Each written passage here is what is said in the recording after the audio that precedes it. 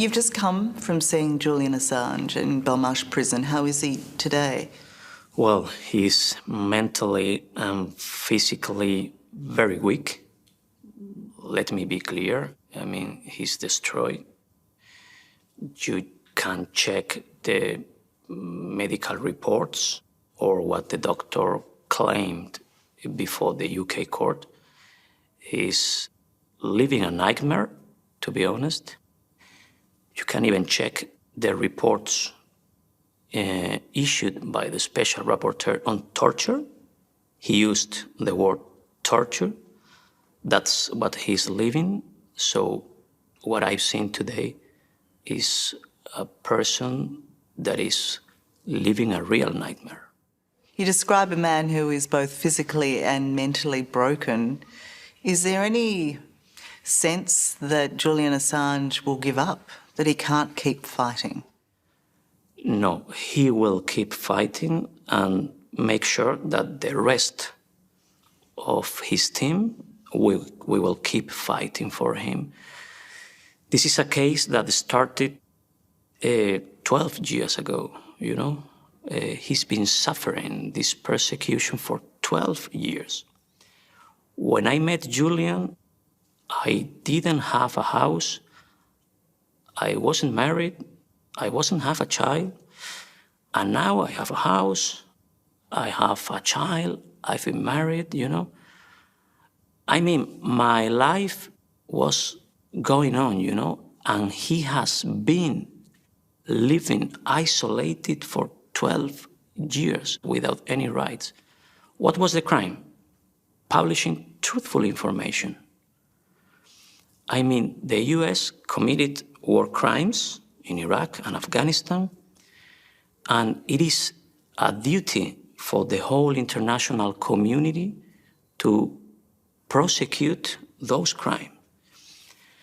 So the journalist that published those war crimes is in jail, and the people that committed those crimes are not even under investigation. So that's absolutely crazy. In terms of where that case is currently in the Spanish courts, what is the status of the case against the security firm that was employed to secure the embassy while Julian Assange was there and has now been accused of double spying? Well, the company and the owner of the company and also the chief of operations of that company, they three are under investigation. It's under investigation, but the investigation has been blocked right now by two jurisdictions. For example, the Spanish court issued letters of rogatories to France, Italy, Greece, Germany, Iceland, even Australia. All these jurisdictions gave fully cooperation to the Spanish court. However, there are two jurisdictions that are not cooperating, and I'm sure you can imagine what jurisdictions are. First, the UK. The UK are not allowing the Spanish court to have declarations of some victims that live in UK. So you mean like their witness statements? Yeah, witness statement. We want to interrogate them as a victim. And the UK is blocking that letter of rogatory, that legal assistance or legal cooperation. And of course, the US. The Spanish court sent twice letters of rogatories to US, requesting assistance for to interrogate a person that used to work for the security department of Las Vegas Sands, that according to the protected witnesses statement, that person was the middleman between the company and the CIA agents. And also the Spanish court requested the ownership of some IP addresses that accessed from US to the server that was placed at UC Global headquarters in Spain to collect all the information. So the Spanish court is requesting the US authorities to know who was the owner of those IP addresses when those IP accessed the FTP server to collect the information. And the US is not answering. To me, it's pretty sure that they don't want to cooperate because this case, this plot, involved the CIA. Why target Stella? Why target baby Gabriel? If they did confirm the information they suspected, what were they going to do with that information? I'm sure that they knew that attacking his family was the best way to attack him. That's what I think. But they were, trust me, obsessed with his family, according to the material that we've seen.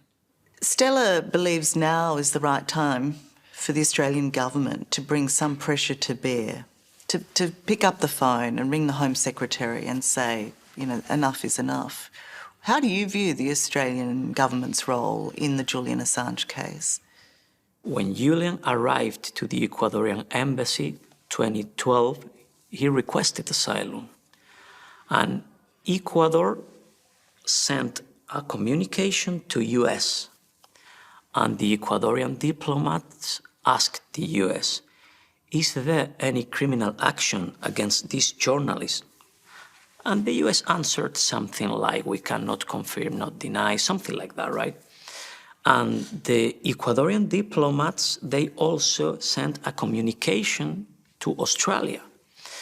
And Ecuador asked, are you going to deploy any kind of diplomatic protection for your citizen, taking into account the situation and that he's suffering a persecution, political persecution? And Australia denied. Australia formally said to Ecuador, we are going to abandon our citizen. This is a domestic matter, right, for UK. So then Ecuador gave Julian international protection on behalf of Australia, on behalf of his own country, and that's important to take into account. After that, Julian didn't even receive consular assistance, you know. He didn't even have an Australian passport. It was expired. So Australia didn't give him a proper consular assistance or a diplomatic protection. And now it's the moment for Australia to call UK authorities and claim he's my citizen and I'm going to give him diplomatic protection. So I'm a party in this extradition process. Do you expect Australia to do that? I hope so. Julian is an Australian citizen, and it's his right to be protected by his country. Hello, I'm Tara Brown. Thanks for watching 60 Minutes Australia. Subscribe to our channel now for brand new stories and exclusive clips every week. And don't miss out on our extra minutes, segments and full episodes of 60 Minutes on 9now.com.au and the 9Now app.